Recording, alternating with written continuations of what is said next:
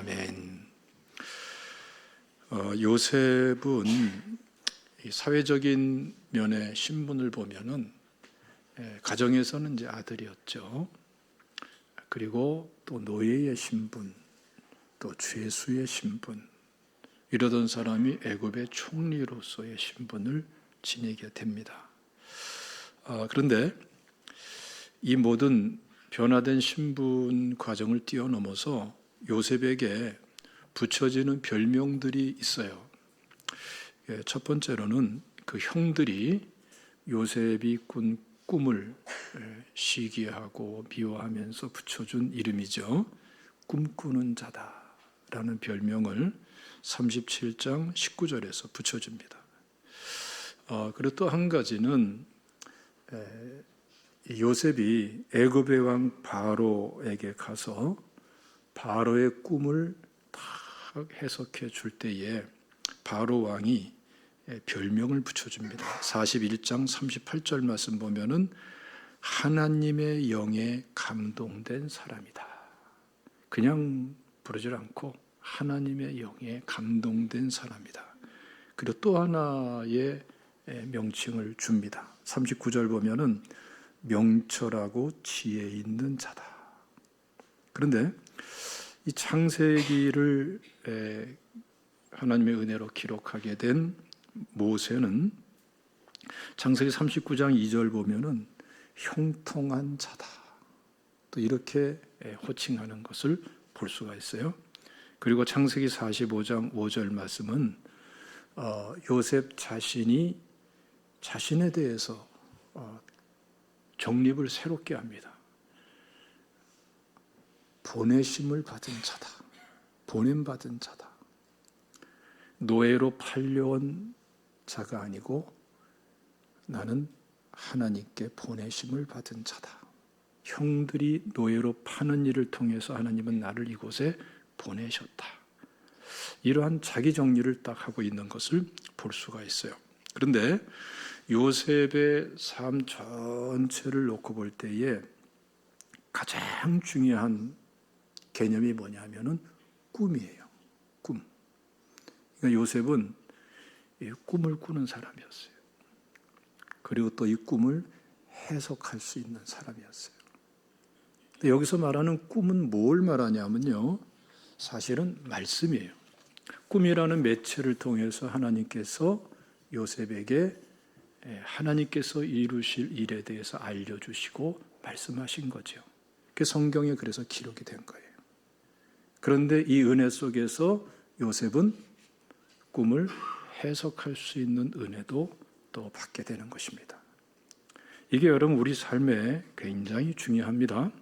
잠언서 29장 18절 말씀 보면은 묵시가 없으면 백성이 방자히 행하거리와 이렇게 말씀했어요. 묵시가 없으면 백성이 방자히 행하거니와. 묵시는 다른 말로 계시를 말하는 겁니다. 하나님께서 드러내 주시는, 밝혀 주시는, 알게 해 주시는 말씀이 없이는 사람이 어디로 행할지 몰라요. 이리 뛰고 저리 뛰고 분별이 없어요. 기준도 없어요. 이건 방자히 행한단 말이에요. 여기에 대해서 킹제임스 버전은 비전이 없으면 망한다 이렇게 번역을 했어요.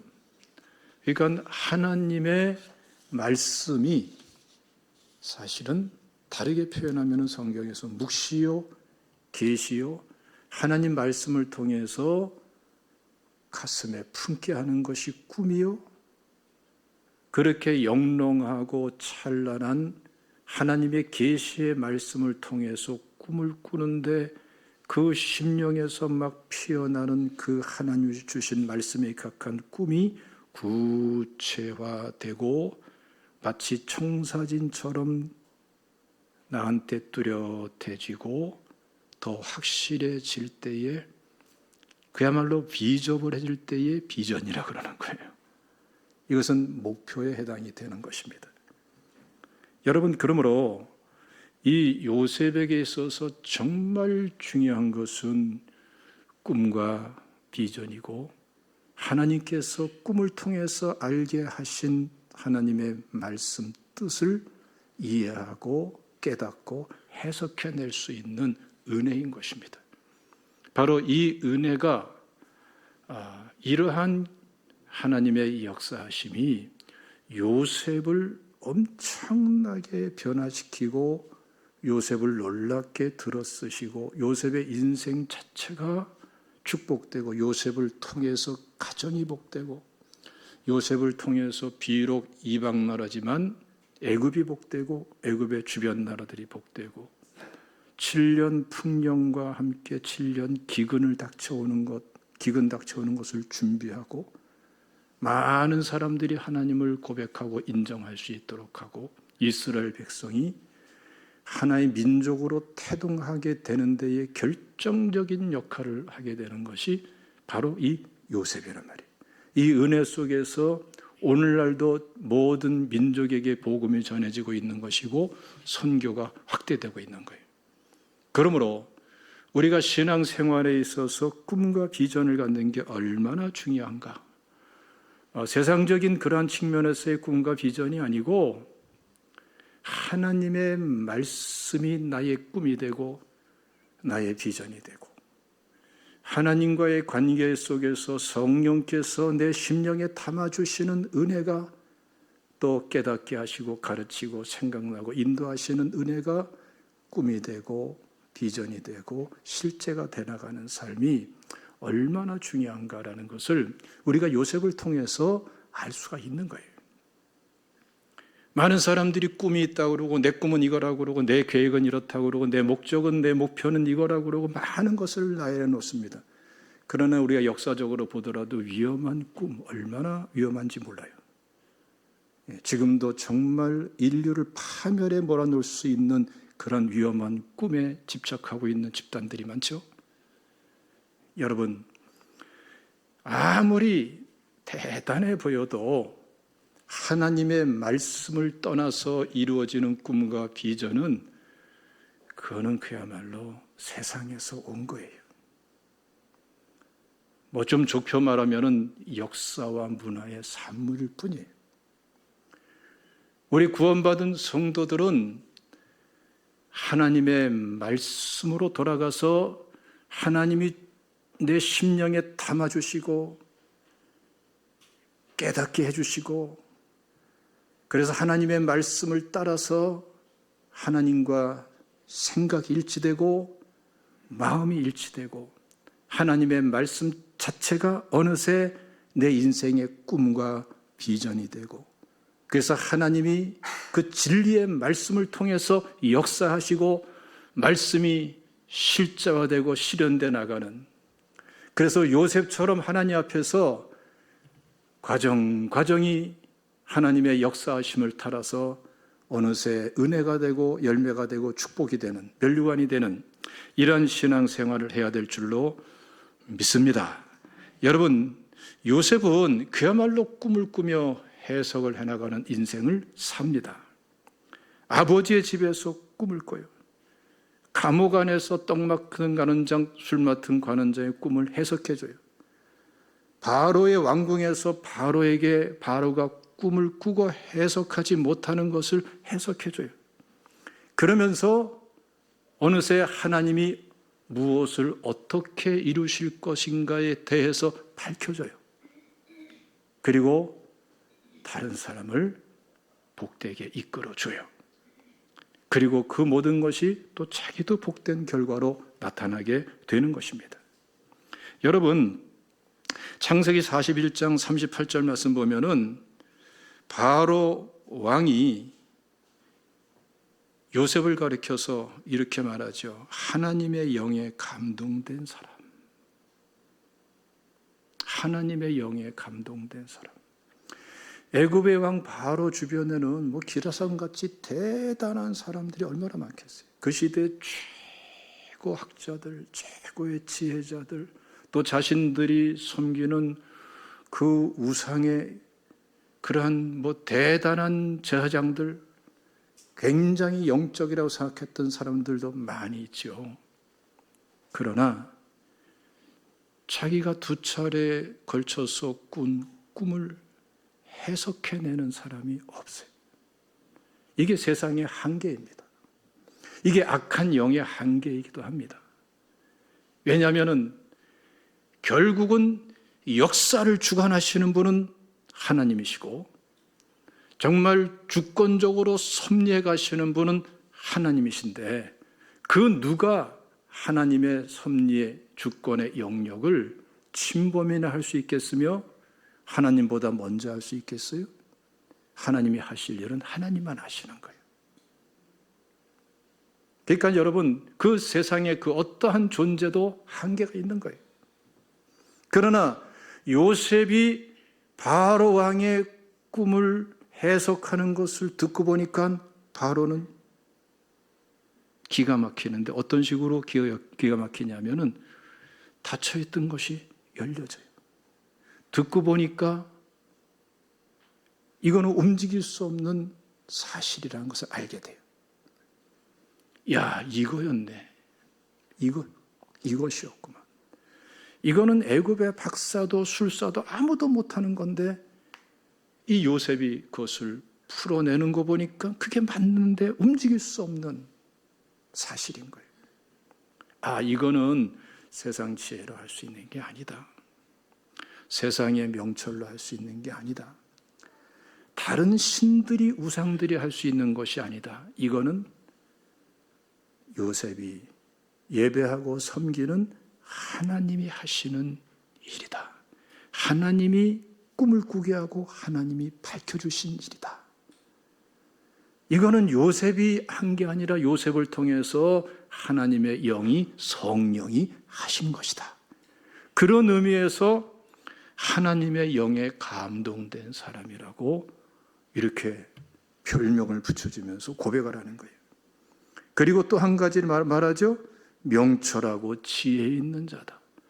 지금 요셉의 입에서 풀어지고 해석되고 있는 것은 이거는 세상의 지혜로 할 수 있는 것이 세상 인간의 분별력으로 할 수 있는 것이 아니다.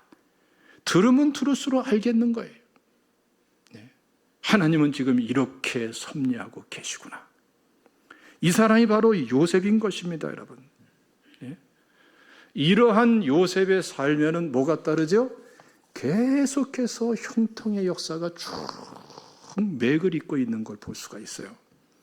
아버지의 집에서도 형통해요. 왜 형통이라고 표현하냐면은 내 어머니의 아들들이, 자녀들이 12이란 말이에요. 시기와 반목하고 미워하고 패를 가르고 이러던 그러한 가정의 11번째 아들 요셉. 거기서 아버지의 사랑을 받을 수 있는 요셉. 이게 바로 요셉이란 말이에요. 형들이 미워해서 죽이려고 그러지 않습니까? 그런 상황에서도 하나님은 루벤에게 역사하고 유다를 들었으면서 안전하게 지켜줘요. 그러니까 차마 죽이지 못하고 노예로 팔죠. 팔려가는 노예 생활 자체는 불토인 것 같은데 보니까 그때부터 본격적으로 하나님이 역사하시기를 시작해요. 그래서 노예 생활 속에서 하나님께서 보디발의 집에서 형통케 하세요. 이것을 여러분 창세기 39장에서 말씀하지 않습니까? 한번 우리 읽어보도록 하겠습니다. 창세기 39장 2절 말씀 다 같이 읽겠습니다. 시작. 여호와께서 요셉과 함께 하심으로 그가 형통한 자가 되어 그의 주인 애굽의 사람 집에 있으니. 5절 읽읍시다. 시작. 그가 요셉에게 자기의 집과 그의 모든 소유를 주관하게 한 때부터 여호와께서 요셉을 위하여 그 애굽 사람의 집에 복을 내리심으로 여호와의 복이 그의 집과 밭에 있는 모든 소유에 미친지라. 여기 여러분 우리가 좀 배워야 되고 누려야 될 은혜가 여기에 담겨져 있어요. 우린 종종 직장에 들어가면은 요만큼이라고 얼마큼 받기를 원해요? 이만큼. 그게 인간의 기본적인 마음이에요. 요만큼 받으면 얼마큼 일하길 원해요? 요만큼. 우리 제자교 성도님들은 요만큼에서 조금 보태서 그러는 것 같아요. 근데 그러면 안 돼. 우리 제자교회 성도님들은 물론이거니와 우리 성도 크리스찬들은 요만큼 받아도 이따만큼 뭐 그런 분량으로 비교할 수도 없고 우리는 적게 받으나 많이 받으나 회사의 상사들이 잘하나 못하나 보나 안 보나 누구 앞에서? 누구 앞에서? 하나님 앞에서. 누구의 일로? 하나님의 일로. 믿습니까? 거기에서 사회 변혁이 일어나는 거고 양극화 현상이 극복되는 거고요. 사회 구조학이 해체되는 거고요. 복음이 실제화되는 거예요. 믿습니까? 그래서 여러분 자꾸 이렇게 받으려고 하는 생각 좀 그만하세요. 꼭 조그만 모임에 별것도 아닌 모임에 찾아가서 나한테 유익한 게 뭔가 내가 얻을 수 있는 게 뭔가 이거 갖는 게 기본이죠. 심지어는 둘이 만나서도 뭘 배울까? 뭘 얻을까? 맨날 어서 얻을 생각만 해. 얻어서 뭐 했어요 그동안에? 다 썩혀버렸어. 그러지 마시고 무엇을 줄까? 어떻게 줄까? 어떻게 보탤까?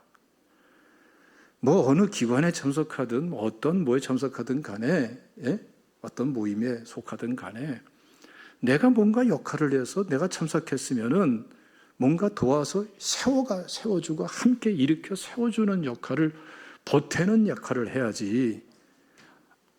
뭐 교회에서 기관에서 말하는 게 아니라 사회생활도 그렇게 하셔야 되지 않겠어요? 아멘 하는 사람이 딱 몇 사람 있네요. 여러분 태도를 바꿔보세요. 그럼 진짜 많은 것을 얻어요. 벌써 생각하는 자세가 달라지고 생각하는 그러한 범위가 달라지고요. 어느새 요만한 거 얻고서 그러는 게 아니고 어느새 많은 것을 배우게 되고 이해의 폭이 넓어지고 시야가 달라지고 입장을 돕는 입장에 보탠 입장에 놓으면요. 일반 사회생활 속에서도 굉장히 많은 것들이 새로워지고요. 직장에서 나 요만큼 받았으니까 요만큼에 그러면 이익될 것 같으죠? 아닙니다. 그 사람은 그만두는 게 나아요. 왜냐하면 그 사람은 1년을 일하든 10년을 일하든 고만한 그릇밖에 안 돼. 점점 그릇이 고만한 그릇으로 작아져. 능력도 없어지고. 빨리 그만둬야 돼요. 그게 아니라 요만큼 받아도 자기에게 맡겨준 일을 최선의 노력을 하는데 하나님 앞에서 해야 돼요. 믿습니까? 월급 받는 것을 받는 거로 그것만 받는 거라고 생각하지 말고 내가 정말 마음을 담아서 최선의 노력을 하고 정말 최선의 노력을 하고 보든 안 보든 최선의 노력을 할 때에 어느새 월급 받는 것 이상으로 많은 것들을 배워요. 많은 것들을 받게 돼요. 표현하자면은 그릇이 달라져. 능력이 달라져. 예? 여러분 직장에 들어가서 내가 말단 직원에 생각하는 사람은요. 승진도 제대로 하기 어렵습니다. 겨우 승진합니다. 그러나 회사가 크든 작든 간에 그 사장님 마음을 가지고 그 사장님의 관점에서 사장님 같은 마음으로 해보세요. 해보시라니까요. 그러면은요, 달라져요. 목사님이 뭘 하신다고 다 해보고 내가 그러잖아요. 다 살아보고 하는 말이라고. 진짜입니다, 여러분. 진짜예요. 진짜입니다. 거기서 그릇이 달라지는 거예요. 여러분, 그렇게 어렵게 의사 공부하고 의사 자격증을 따도요, 그 의사 선생님이 의사 노릇합니까? 못해요. 못해. 인턴 레지던트를 거치고 전문의가 돼야 재구실을 하는 거예요. 그 기간이 학교에서 배운 것 이상의 기간이 돼야 되는 거예요. 그 기간 동안에 어설프게 하면은 사고나 쳐요. 실제가 얼마나 중요한지 아십니까? 실제가. 내게 주어진 환경 속에서 내게 주어진 실제에 자기 자신을 열정을 쏟을 줄 모르는 사람은요, 아무 귀한 것들을 아무리 좋은 것을 맡겨놔도 그 사람은 주저앉히고 망가뜨리고 병나게 만들고, 근데 자기도 망가져. 그래서는 안 돼요. 요셉을 보십시오, 여러분. 요셉 주변에 있는 사람 착한 사람만 있었겠어요? 감옥에 들어가니까 죄수들이 드글드글하고, 보디발의 집에 노예생활하는 노예생활 얼마나 힘들어요. 그런데 이상한 여인이 자꾸 눈짓하고, 얼마나 힘든 세상이에요. 예? 그런데 요셉은 하나님 앞에서 자신의 위치에서 자신의 역할에 최선의 노력을 다하고 거기에 하나님께서 함께하며 형통하는 역사가 있어요. 이 요셉이 왜 그랬을까요? 요셉은 꿈을 통해서 말씀을 아는 사람이에요. 그리고 그 말씀이 자신에게 꿈과 비전이 될 수 있는 사람이었어요. 이 사람은 세상에서 움직이는 사람이 아니라 하나님께서 주신 꿈을 통해 깨닫게 하신 그 말씀, 그리고 그 말씀이 꿈으로 끝나지 않고 그 말씀이 자기의 실제 삶의 현장에서의 꿈과 비전으로 바뀌어지면서 나갈 때에 요셉은 여러분 그 어떤 상황에서도 형통한 자가 되어갔어요. 성경은 이거를 증언하고 있는 것입니다. 하나님이 살아계시고 하나님 말씀이 진리라면은, 그리고 이 말씀이 요셉을 위해서만 주신 말씀이 아니라 오늘 우리를 위해서 주시기 위해서 성경 말씀으로 주어진 진리의 말씀이라면은 이 말씀대로 요셉처럼 그 믿음을 가지고 살면은 요셉을 들어쓰시고 만나신 하나님께서 반드시 여러분들을 만나주시고 들어쓰실 줄로 믿으시기를 축원합니다. 하나님은 역사하시는 하나님이세요. 감옥에서도 그렇지 않습니까? 우리 한번 읽어봅시다. 창세기 39장 23절 말씀 시작. 간수장은 그의 손에 맡긴 것을 무엇이든지 살펴보지 아니하였으리 이는 여호와께서 요셉과 함께 하심이라 여호와께서 그를 범사에 형통하게 하셨더라. 예. 이런 삶을 살아야 되지 않겠어요? 아까 2부 예배 때 최양식 집사님 얘기를 잔뜩 하고 나니까 예배 끝나고 보면 최 집사님이 예배 드렸더라고. 같이 2부 예배를. 이 시간은 없을 테니까. 여러분 최 집사님 얼마나 귀해요. 아니 쉬는 날은 다 쉬고 싶지.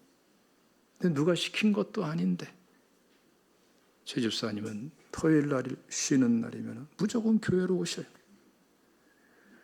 그리고 성전부터 해가지고 전체 건물을 다 돌아봐. 내가 그렇게 하라고 말한 적 한 번도 없어요. 예? 어떤 때는 뒷짐지고 뒷짐지고 계단을 올라가고 들여다보고 하면서 찾아서 다 손을 보세요. 참 여러분들은 복도 많아. 최 집사님 그 역할 하시니까 여러분들 편하게 예배 드리잖아요. 맞아요, 안 맞아요? 그렇죠? 그런데 참 최 집사님 귀한 게요, 교회에서만 그러질 않아요. 사회생활도 그러세요. 제가 쭉 지켜보잖아요. 최 집사님이 들어가서 일하는 그 회사는요, 참 희한하게 잘 돼요. 근데 왜 희한하다는 말을 하느냐? 제가 이제 가끔 듣거든요. 그러면은 전에 있던 회사 사장님은 술이 고주 망태야. 이건 뭐 회사 일은 직원보다도 더하네. 회사 나오면은 나오는 거고 안 나오면 안 나오는 거고 9시에 나오면은 기가 막힌 기적 같은 일이고 10시, 12시 언제 나올지 모르고 이런 분이 맨날 술에 쩔어 살고. 그런데 그 회사가 잘 돼요. 잘 돼. 엄청 잘 돼. 그런데 이 사장님이 망하려고 그랬는지 최 집사님을 내보내니까 그 회사가 주저앉아 버려. 최 집사님이 새로 들어간 회사는 새로 시작한 회사인데 엄청 잘 돼, 엄청 잘 돼. 엄청 잘 돼. 희한한 일 아닙니까? 제가 작년에 들은 말인데 그 사장님이 그러더래요. 우리 사이에 정년이 어디 있나? 평생 같이 갑시다.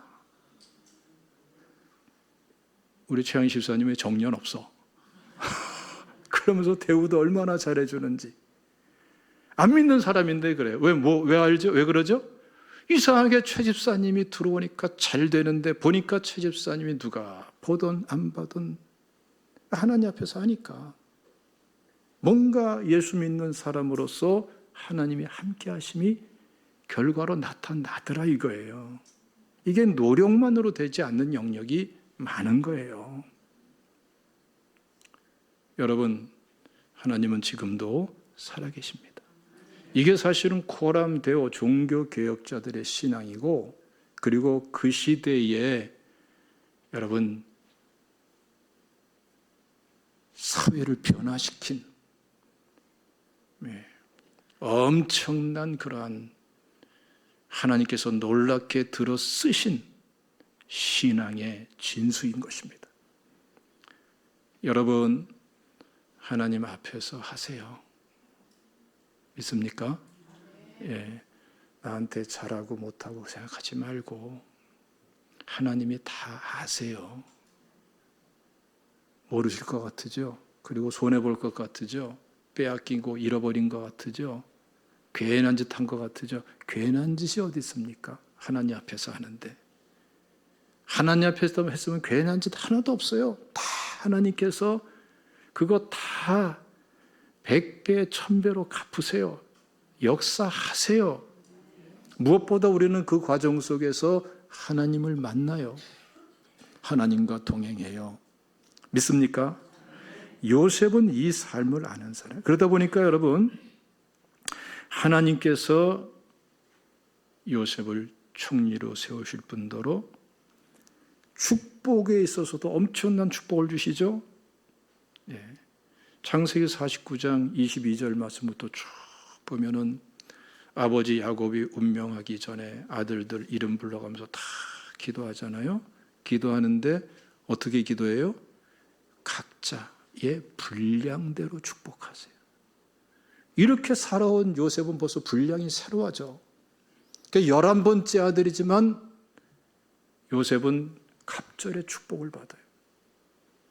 그래서 두 지파가 돼버려. 에브라임 문하세 두 지파가 돼버려요.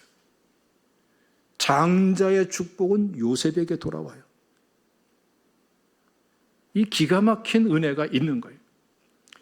여러분, 그러므로 우리가 하나님 앞에서 하나님이 주시는 꿈과 비전을, 말씀을 통해서 꿈과 비전을 품고 산다는 것은요, 하나님께서 날마다 함께하면서 형통케 하면서 축복하시며 들어 쓰시는 은혜의 삶이라는 확신을 가지시기를 주님의 이름으로 축원합니다. 할렐루야. 예? 죽을 때까지도 하나님께 형통하게 하세요.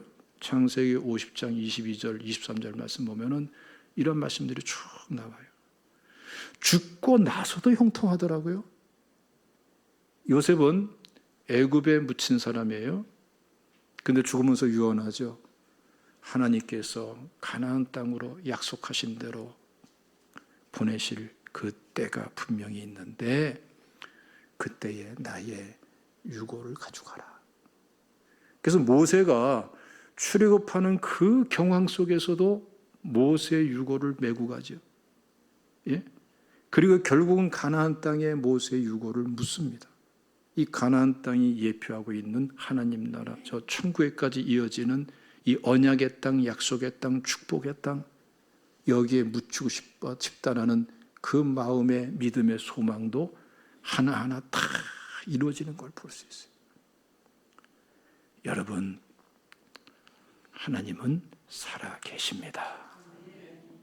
여러분들이 낙심하고 있고 절망하고 있고 이거는 안 돼 라고 선을 긋고 있고 체념하고 있는 부분들, 여러분 바로 거기서 하나님을 만나셔야 돼요. 그 자리가 예배의 자리가 돼야 돼요. 그 자리가 기도의 자리가 돼야 돼요. 그 자리가, 그 문제가 하나님께로부터 꿈과 비전을 받는 자리가 돼야 돼요. 말씀을 받는 자리가 되셔야 돼요. 그 말씀이 여러분들의 꿈과 비전이 되게 하십시오. 하나님께서는 그 말씀을 반드시 이루어 가면서 돌파될 것 돌파하고, 치료될 것 치료되고, 축복할 것 축복하시고, 열어줄 것 열어주시고, 들어쓰시면서 영광 받으실 줄로 믿으시기를 주님의 이름으로 축원합니다. 여러분, 하나님은 말씀을 통해서 우리들에게도 꿈과 비전을 주시는 분이십니다. 우리 사도행전 2장 말씀 읽어봅시다. 사도행전 2장 16절로 18절까지 다 같이 읽겠습니다. 시작. 이는 곧 선지자 요엘을 통하여 말씀하신 것이니 일러스되 하나님의 말씀하시기를 말세에 내가 내 영을 모든 육체에 부어주리니 너희의 자녀들은 예언할 것이요 너희의 젊은이들은 환상을 보고 너희의 늙은이들은 꿈을 꾸리라. 그때에 내가 내 영을 내 남종과 여종에게 부어주리니 그들이 예언할 것이요. 이 내용이 어떻게 되어 있냐 말이죠. 크게 나누면 두 축이 있는 거예요. 하나는 뭐냐면 하나님께서 열어주신다는 거예요. 지금 뭐 꿈이니 환상이니 뭐 다 이게 말씀한 거는 다 계시에 관련된 거예요. 계시라는 게 이상한 게 아니라 하나님께서 주시는 말씀이, 사실 그 말씀 중에서도 성경 말씀이 계시 중에 계시죠. 믿습니까? 하나님께서 알게 해주신 거예요. 열어주신 거예요. 성령께서 역사하시면서 하나님의 말씀을 여러 가지 방편으로 주시는데, 그게 곧 환상으로도 계시로도 여러 가지 형태로 꿈으로도 주신단 말이에요. 그런데 누구한테 주느냐? 모든 육체라고 17절에 말했는데 거기에 대한 구체적인 내용들을 설명해 나가죠. 17절 하반절 말씀 보는 자녀들에게, 젊은이들은, 늙은이들은, 18절 보면은 남종과 여종, 이거 뭘 말하는 거예요? 남녀노소 막론하고 모든 사람, 신분 고하를 막론하고 모든 사람에게 하나님께서 말씀을 주시면서 말씀을 가지고 꿈을 꾸도록 성령의 역사를 허락해 주신다는 것을 여기서 요엘서에서 예언한 것을 확증해 주는 거예요. 오순절 성령이 임한 다음에 이래서 이렇게 된 것이다. 여기서 선포되는 핵심적인 게 뭡니까? 예수 믿고 구원받은 성도들에게는 어떠한 방식을 통해서든 간에 하나님께서는 말씀을 열어주신다. 성령께서 말씀을 열어주신다. 말씀을 깨닫게 하신다. 그 말씀을 가지고 꿈을 꾸고 환상을 보고 그 꿈과 비전을 가지고 나가게 하신다. 이 은혜를 주신다. 이 은혜가 성취되었다. 이걸 좀 선포하는 거예요. 그러므로 사랑하는 성도 여러분, 정말 여러분들이 예수 믿고 구원받은 하나님의 자녀라면은 이 말씀이 그대로 성취되어져 왔고 나에게도 성취되고 이 말씀 그대로가 요셉에게 해답이 되듯이 내 인생에도 내 문제에도 해답이 되는 말씀이라는 것을 믿으시기를 주님의 이름으로 축원합니다. 우리는 보혈의 은혜로서 구원받은 하나님의 자녀입니다. 우리에게는 진리의 말씀이, 복음이 있는 것입니다. 우리는 예수 믿을 때부터 성령의 은혜로 예수 믿고 그 성령께서는 우리를 성전으로 삼으시고 영원토록 떠나지 않으시는 것입니다. 그 성령께서는 여러분 요한복음 14절에 말씀하는 것처럼 우리에게 주의 말씀을 가르쳐 주시고 생각나게 하시고 알게 하시고 인도하시고 역사하시는 분인 것입니다. 그래서 여러분, 요셉처럼 말씀을 통해서 꿈과 비전을 갖고 하나님께 영광 돌리며 문제를 돌파해내고 정말 축복의 통로가 되기를 원하시는 성도들은 하나님 앞에서 이제 예수 믿고 구원 받았으니 죄는 회개하고 믿음으로 기도하면서 성령 충만을 사모하시기를 주님의 이름으로 축원합니다. 성령 충만하신 분들은 성령의 인도하심을 따라 복음을 나누세요. 집에서도 가족들과 복음을 나누고 성도님들과도 다른 거 나누기보다는 모든 대화 속에 복음을 나눌 수가 있어요. 안 믿는 사람과도 복음을 나누세요. 성령께서는 그렇게 우리를 이끌어가면서 꿈과 비전이 실제가 되게 하시는 하나님인 것을 믿으시기를 주님의 이름으로 축원합니다.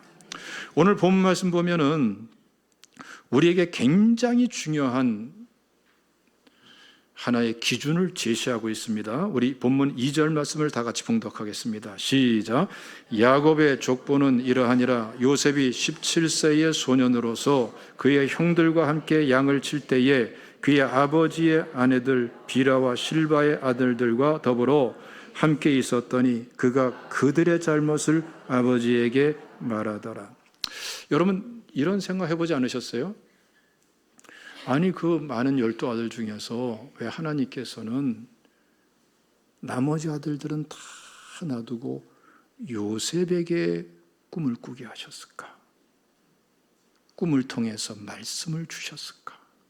왜 요셉을 들어 쓰셨을까? 그런 생각 해보지 않으셨어요?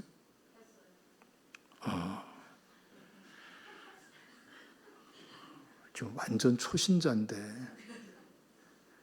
했잖아요. 여러분도 다 했는 줄로 믿습니다. 정말 이상한 것이죠. 근데 본문 말씀은 명확하게 밝혀주는 거예요. 지금 다른 형제들은 어때요? 잘못을 저지르고 죄악에 빠져 있는 삶을 살아요. 오늘 본문에서는 이들이 잘못하는 것이 뭔지에 대해서는 밝혀주지 않기 때문에 이들이 어떠한 죄를 짓고 어떤 잘못을 했는지는 내용상으로는 알 수가 없어요. 그런데 뒷부분에 쭉 이어지는 내용 보면은 다른 형제들이 저지르는 잘못이 뭔가를 알 수가 있어요. 이들은 요셉을 미워하죠? 미워하는데 어느 정도까지 미워합니까? 죽이려고 하지 않습니까? 자기의 혈육인데 그래도 죽이려고 했어요. 실제로 죽이려고. 이들의 잘못은 이 정도의 잘못을 저지를 수 있는 사람들이에요. 차마 죽일 수 없는 환경이니까 노예로 팔아버릴 정도로 잘못을 저지르는 것이 오늘 본문에 나오는 그들이라는 사람들, 그 형제들이란 말이에요. 요셉은 어때요? 이 형제들에게 편승해서 휩쓸려 사는 것이 아니라 분명하게 분별력을 가지고 있고 구별되게 살아요. 한 집안에서 한솥밥 먹으면서 한 형제로 살 수밖에 없지만, 함께 할 수밖에 없지만 분별하고 구별해요. 하나님께서는 분별하고 구별하는, 구별된 삶을 사는 요셉을 딱 집어서 요셉에게 꿈을 꾸게 하시고 꿈을 통해서 말씀을 주시는 거예요. 그리고 그 말씀이 요셉의 진짜 꿈과 비전이 되게 역사하시는 분이세요. 여러분, 하나님의 말씀을 받고 싶습니까? 요셉처럼 꿈이로든 뭐든지 간에 하나님께서 주시는 어떤 방법인지 간에 우리는 중요한 것은 말씀을 받아야 됩니다. 그리고 그 말씀이 꿈과 비전이 돼야 됩니다. 그리고 그것이 함께 하심과 형통하심으로 나타나야 될 줄로 믿습니다. 그래야 이 막막한 세상에서 초월적으로 승리하며 나갈 수가 있는 것입니다. 여러분, 어떻게 하면 될까요? 분별하십시오. 하나님이 기뻐하는 것과 하나님이 기뻐하지 않는 것을 분별하세요. 구별되십시오. 거기서 하나님께서는 꿈이 필요하면 꿈을 통해서, 환상이 필요하면 환상을 통해서, 기록된 말씀을 통해서 기록된 말씀을 통해서 말씀이 심령에 담기고 깨달아지면서 말씀이 꿈과 비전이 되도록 역사해 주시는 줄로 믿으시기를 축원합니다. 그래서 예배가 중요해요. 예배를 중심으로 해서 생활 속의 예배가 확대되도록. 기도가 중요해요. 하나님께 나가는 기도가 확대돼 나가도록, 실제화되도록. 할렐루야. 그 지난 주에 우리 집사님 한 분이 한 2주 전부터 상담 요청을 해서 시간을 서로 맞춰가지고 대화를 나누고 그랬는데, 상담을 하다가 갑자기 나한테 질문을 하더라고요. 목사님은 기도 생활을 어떻게 하세요? 전혀 대화의 맥락과 다른 말이야. 그래서 갑자기 당혹스럽기도 하고 얘기해 줘야 되나, 또 얘기하기도 멋졌고. 그런데 보니까 맥락은 달라도 굉장히 알고 싶고 또 얘기해 줘야 도움이 될 것 같다라는 그런 깨달음이 있어서 얘기를 해줬어요. 여러분들도 궁금하죠? 별로 안 궁금하면 막 귀한 시간에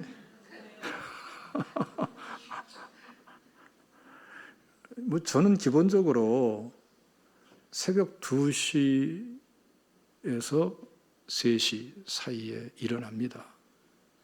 근데 문제는 일주일에 또 한두 번은 새벽 2시나 3시에 자요. 생활이 불규칙한데, 어쨌든 기본적으로는 새벽 2시 정도 남짓하면 저는 일어납니다. 그리고 새벽 예배 시간까지 말씀과 기도의 시간을 갖죠. 그리고 진짜 또 중요한 기도 생활의 영역은 예배 준비예요. 예배 준비. 새벽 예배든 주일 예배든 수요 예배든 신방 예배든 말씀을 나누기 전에 준비하는 기도 시간이 굉장히 중요한 거죠. 최대한 그 시간을 확보해서 하나님과의 친밀한 시간을 가지려고 노력을 하는 게 기도 생활 속에서 굉장히 중요한 영역이고, 하나님께서 일하시는 중요한 영역이에요. 식사 기도, 잠자는 기도는 다 빼고라도 그게 중요한 거예요. 예? 그리고 중요한 거는 24시간 기도하는 겁니다. 우리 단기 선교 함께 가셨던 분들은 단기 선교 가기 전에 국내 선교든 해외 선교든 24시간 기도 훈련을 하고 그러는데, 우리가 인간적으로는 24시간 기도는 불가능한 기도예요. 내가 하려면 불가능한 기도인 것입니다.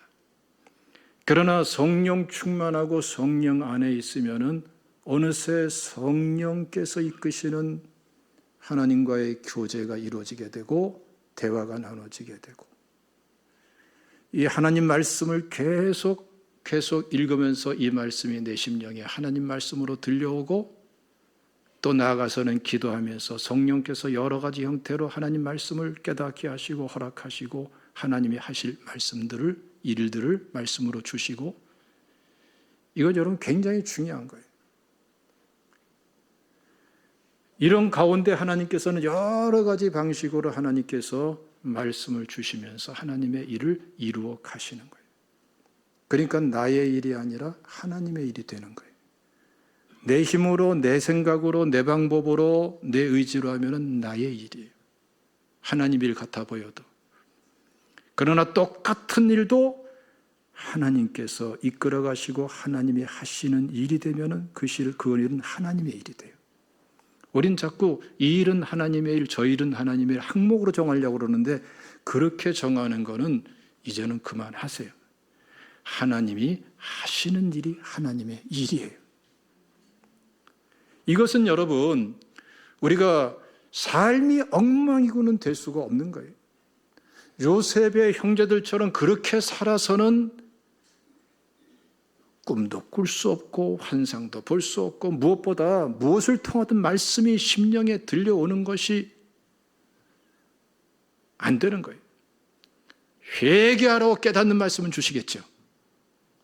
그럼 회개하고 돌이켜서 하나님께 하나님만을 위한 예배를 드리며 하나님께 기도하며 나가고 기도가 계속해서 성령 안에서 이어지게 하면서 여러분 우리 삶의 현장 속에서 주시는 말씀들이 얼마나 많은지 몰라요. 또 하나님께서 이끌어 가시는 역사가 얼마나 구체적인지 몰라요. 여러분 하나님의 말씀을 받기를 원하시고 그 하나님의 말씀이 정말 요셉처럼 나의 꿈과 비전이 되고 그리고 내 운명을 바꿔버리고 내 문제의 돌파를 가져오고 불치의 병이 치료되고 선천적인 장애가 치료되고 악한 영이 떠나가고 복음이 실제화되고 열매가 맺혀지는 것을 그대로 체험하고 실현하기를 원하시는 분들은 여러분 삶을 바꿔야 돼요. 삶이 예배가 돼야 돼요. 삶이 여러분 기도가 돼야 돼요. 오죽하면 다윗은 나는 기도다. 아니 테필라 나 자신이 기도다. 나 자체가 기도다. 선포하는 거 아닙니까? 하나님의 일은 내가 하는 거 아니에요. 나는 하나님 만나고 하나님을 사랑하고 드려지면은 하나님의 일은 하나님이 하시는 거예요. 이런 가운데에 성령의 이끄심을 따라서 복음을 나누면 엄청난 축복이 됩니다. 그래서 성도 간에 복음을 나누는 게 초대교회 생활이었고 안 믿는 사람 복음을 나누는 게 성도들의 기본 생활이었어요. 성령께서는 그렇게 이끄시기 때문인 것입니다. 여러분 하나님 앞에서 이번 한 주간 동안에 집회를 통해서도 은혜를 받을 뿐더러 거기서 힘을 얻고 생활이 예배로까지, 예배가 생활로까지, 기도가 생활로, 생활이 기도로, 그리고 복음이 나눠지는 삶으로 나가보십시오. 여러분 하나님의 역사가 새로워지고 실제화되는 것을 경험하게 되고 체득하게 될 것입니다. 하나님은 살아계십니다. 하나님의 말씀은 진리십니다. 예수 그리스도는 어제나 오늘이나 영원토록 동일하십니다. 하나님의 축복이 있으시기를 주님의 이름으로 축원합니다. 기도하겠습니다. 감사하십니다.